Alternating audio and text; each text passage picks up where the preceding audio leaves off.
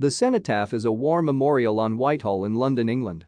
Its origin is in a temporary structure erected for a peace parade following the end of the First World War, and after an outpouring of national sentiment it was replaced in 1920 by a permanent structure and designated the United Kingdom's official national war memorial. Designed by Edwin Lutyens, the permanent structure was built from Portland stone between 1919 and 1920 by Holland, Hannon, and Cubits, replacing Lutyens' earlier wood and plaster cenotaph in the same location.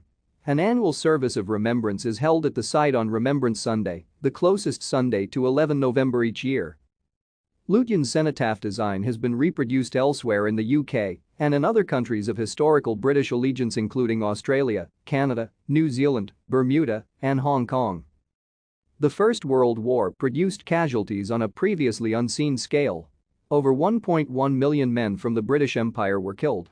In its aftermath, thousands of war memorials were built across Britain and the Empire and on the former battlefields. Thank you for watching. Like and subscribe if you would like to view more of our videos. Have a nice day.